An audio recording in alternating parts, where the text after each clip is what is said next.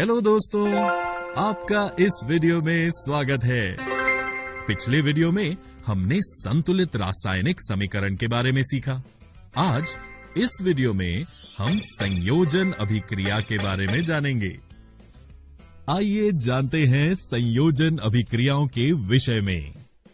क्या इसके नाम संयोजन से ही इसके बारे में कुछ पता चलता है? जी हाँ, इसका नाम ही ये दर्शाता है कि हम किसी पदार्थ का संयोजन अर्थात मिलन कर रहे हैं। तो संयोजन अभिक्रियाओं को हम कैसे परिभाषित कर सकते हैं? जब दो या दो से अधिक पदार्थ, तत्व या यौगिक संयोग करके एकल उत्पाद निर्मित करते हैं, उन अभिक्रियाओं को संयोजन अभिक्रिया कहते हैं। आइए संयोजन अभिक्रियाओं को एक उदाहरण की सहायता से समझते हैं। एक बीकर में थोड़ा कैल्शियम ऑक्साइड लीजिए, इसमें धीरे धीरे जल मिलाइए और बीकर को स्पर्श कीजिए। कैल्शियम ऑक्साइड जल के साथ तीव्रता से अभिक्रिया करके बुझे हुए चूने का निर्माण करता है और साथ ही आप देखेंगे कि बीकर का तापमान बढ़ गया है, अर्थात इस अभिक्रिया में ऊष्मा उत्पन्न हो रही है। ध्यान दीजिए, इस अभिक्रिया में कैल्शियम ऑक्साइड और जल H2O मिलकर एक उत्पाद कैल्शियम हाइड्रोक्साइड बुझा हुआ चूना बनाते हैं। अभिक्रिया में अभिकारक मिलकर एक उत्पाद बना रहे हैं। साथ ही इस अभिक्रिया में ऊष्मा उत्पन्न हो रही है। जिन अभिक्रियाओं में उत्पाद के निर्माण के साथ साथ ऊष्मा भी उत्पन्न होती है, उन्हें ऊष्मा क्षेपी रासायनिक अभिक्रिया एक्सोथर्मिक रिएक्शन कहते हैं। इनके बारे में हम आगे अध्ययन करेंगे। दोस्तों, क्या आप जानते हैं बुझे हुए चूने के विलयन का उपयोग दीवारों की सफेदी करने के लिए किया जाता है। कैल्शियम हाइड्रोक्साइड वायु में उपस्थित कार्बन डाइऑक्साइड के साथ धीमी गति से अभिक्रिया करके दीवारों पर कैल्शियम कार्बोनेट CaCO3 की एक पतली परत बना देता है। सफेदी करने के 2-3 दिन बाद कैल्शियम कार्बोनेट का निर्माण होता है और इससे दीवारों पर चमक आ जाती है। रोचक बात यह है कि संगमरमर का रासायनिक सूत्र भी CaCO3 ही है। आइए संयोजन अभिक्रियाओं के कुछ और उदाहरणों का अध्ययन करें। पहला उदाहरण है कोयले का दहन। इस अभिक्रिया में कोयला ऑक्सीजन से अभिक्रिया करके कार्बन डाइऑक्साइड का निर्माण करता है। क्या ये भी संयोजन अभिक्रिया है? कैसे? कार्बन और ऑक्सीजन दो तत्व मिलकर एक उत्पाद कार्बन डाइऑक्साइड बना रहे हैं, इसलिए ये भी संयोजन अभिक्रिया है।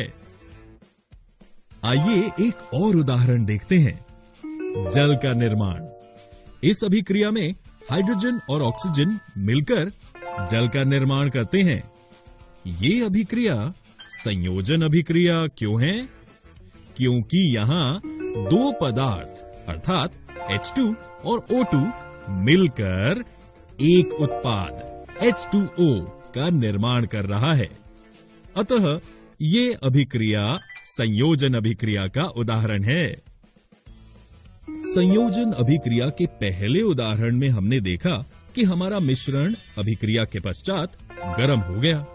हमने ये भी सीखा कि जिन अभिक्रियाओं में उत्पाद के निर्माण के साथ साथ ऊष्मा भी उत्पन्न होती है, उन्हें ऊष्मा क्षेपी रासायनिक अभिक्रिया एक्सोथर्मिक रिएक्शन कहते हैं। आइए इसके और उदाहरणों का अध्ययन करें। प्राकृतिक गैस का दहन। इस उदाहरण में हम देख सकते हैं कि मीथेन ऑक्सीजन के साथ अभिक्रिया करके कार्बन डाइऑक्साइड और जल H2O बनता है और इसके साथ ही उत्पन्न होती है ऊर्जा। क्या आप जानते हैं श्वसन रेस्पिरेशन एक ऊष्माक्षेपी अभिक्रिया है? जी हां दोस्तों, जैसा कि आप सभी जानते हैं कि जीवित रहने के लिए हमें ऊर्जा की आवश्यकता होती है। ये ऊर्जा हमें भोजन से प्राप्त होती है। पाचन क्रिया के समय खाद्य पदार्थ छोटे छोटे टुकड़ों में टूट जाते हैं। जैसे चावल, आलू तथा ब्रेड में कार्बोहाइड्रेट होता है। इन कार्बोहाइड्रेट के टूटने से ग्लूकोज प्राप्त होता है। ये ग्लूकोज हमारे शरीर के कोशिकाओं में उपस्थित ऑक्सीजन से मिलकर हमें ऊर्जा देता है। इस अभिक्रिया का विशेष नाम श्वसन है। एक और रोचक अभिक्रिया के बारे में जानते हैं। शाक सब्जियों का विघटन होकर कंपोस्ट बनना। यह भी ऊष्माक्षेपी अभिक्रिया है, परंतु ऐसा जरूरी नहीं कि सभी संयोजन अभिक्रियाएं ऊष्माक्षेपी हों। आइए संयोजन अभिक्रिया का एक ऐसा उदाहरण देखें जहां ऊष्मा निर्माण नहीं हो रहा है। मैग्नीशियम रिबन का वायु में दहन। इस अभिक्रिया में मैग्नीशियम रिबन को रेगमॉल से रगड़कर बर्नर के माध्यम से जलाने पर चमकदार श्वेत लौ के साथ मैग्नीशियम रिबन का दहन होता है और यह श्वेत चूर्ण या राख में परिवर्तित हो जाता है। ये मैग्नीशियम ऑक्साइड का चूर्ण है।